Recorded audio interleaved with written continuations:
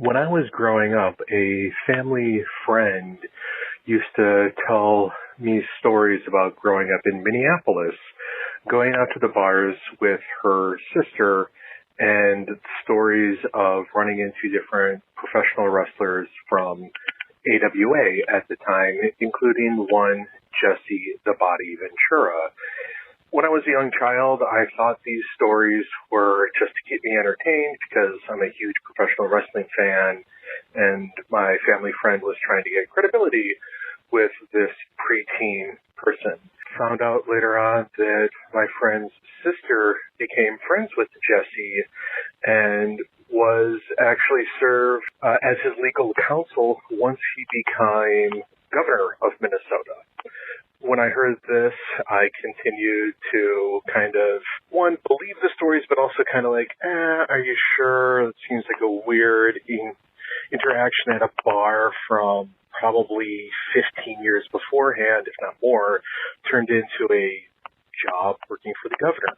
Apparently, my story got back to my friend's sister, who told Jesse, and a couple of weeks later in the mail, I got a letter confirming everything that my family friend had told me about the legal counsel and the stories from going to bars in the probably the 70s and the 80s.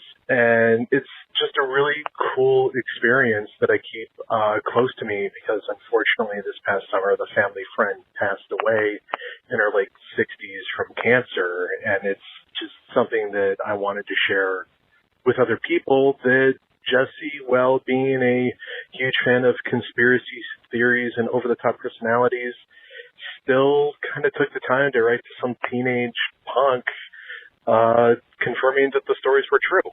Listen, you can meet people all over, and sure, at the bars after a night out, probably trying to pick up guys and or girls or whatever the situation is, seems a little iffy, or whatever the situation is from your old drinking days, seems a little iffy that, right, it will manifest itself into a job with the government.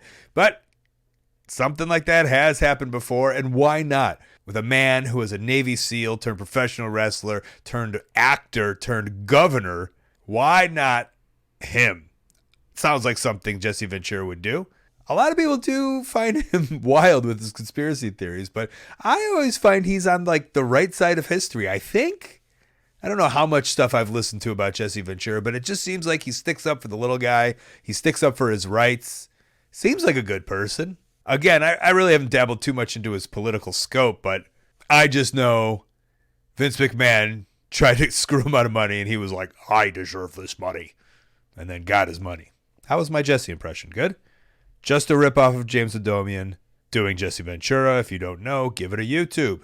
2 Jesse Ventura stories within the month, I think. I didn't think we would ever see any of them, but I like them. I like the random, obscure 80s or 90s wrestling personalities. Keep them coming. Sorry about your family friend, but thank you for the Jesse call.